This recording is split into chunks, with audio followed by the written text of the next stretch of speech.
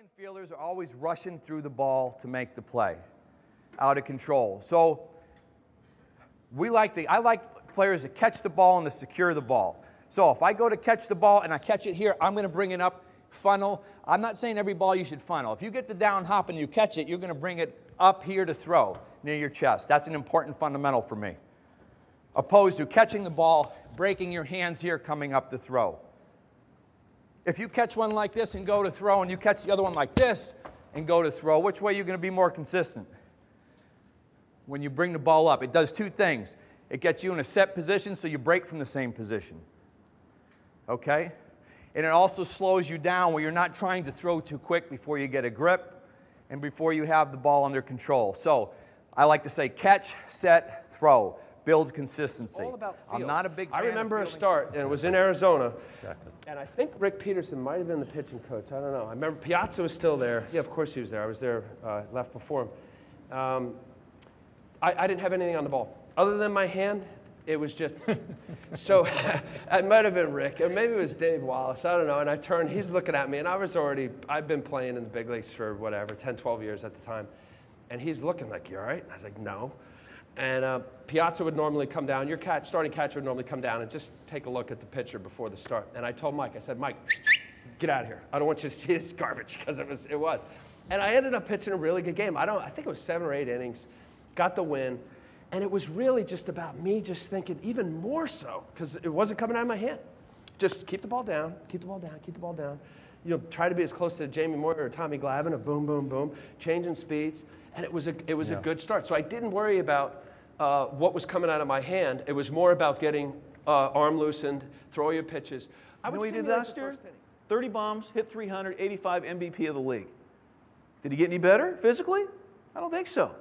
He got better mentally, right? He got out of his own way. Too many players let their mind get in the way of their ability. I did it. I know if I didn't do it and touch it and feel it, I wouldn't have the passion I do to teach it. Because I'm telling you right now, my first 7 years, my whole goal was hit 300.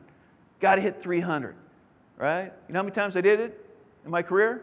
Once, right? Because I'm chasing that number, and now I'm 0 for 4. I could have lined out 3 times, and I'm looking at that lineup. Man, if 2 guys get on, I got to hit again.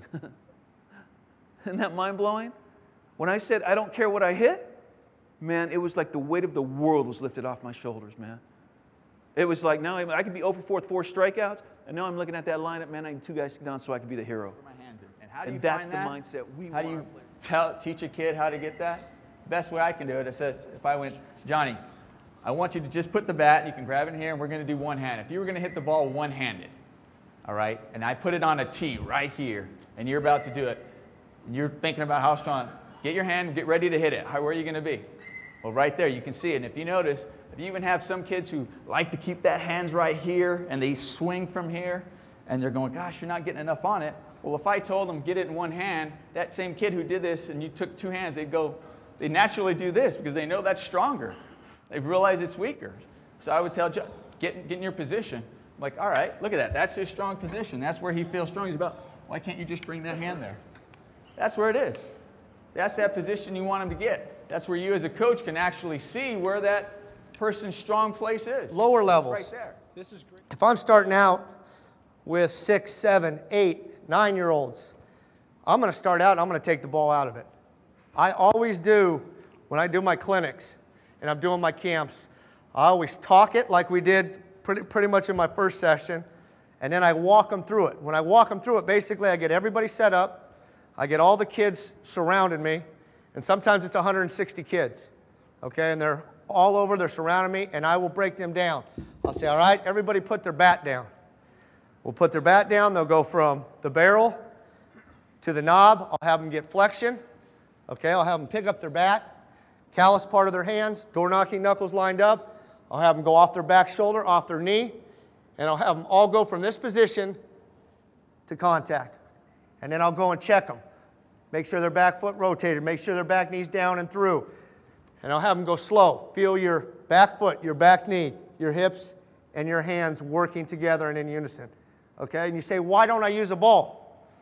The reason I don't want to use a ball is because I want them to feel it. I want them to feel this move without having to worry about the ball. First of all, young kids are what? Scared of the ball a lot of times. And it takes them a long time to get the feel of how directly this linked. moves. So with no instruction of how to, mechanical instruction, of how to throw, every single pitcher that I've ever done this with, they all do the same thing. They all do the same thing. So I'll say, okay, they're loose, they got their arm loose. I said, listen, I'm going to roll you a ground ball, and when you field it, all I want you to do is field it with 2 hands, and when you stand up, get in an athletic position, just like Kevin was explaining in hitting, and then from here, we're going to crow hop and throw it down the target line. Every single guy will do this. That is a natural throw. Every single guy does this. And yet you'll see a zillion pitchers in the stretch, and where this came from, I have no idea how people started teaching this. And they'll be standing up here, their leg starts coming up, and their hands are going down. They're working opposite. Instead of working together, and we have drills. We have a balance drill. This is not the purpose for drills, but we have a balance drill that we actually practice hands and legs moving together so that they stay in sync. Hands and legs have to work together. Bobby V. Bobby, your name has been out there not only because of your broadcasting talents, but your name has been thrown out there for possible managerial positions this offseason. A lot of Mets fans were kind of hoping you'd be making your way back to the Big Apple. How perfect must the situation be for you to get back into a managerial post? Oh, I don't think perfect is the thing. I'm just waiting for Al to say he'll be my pitching coach, and then I'll go anywhere.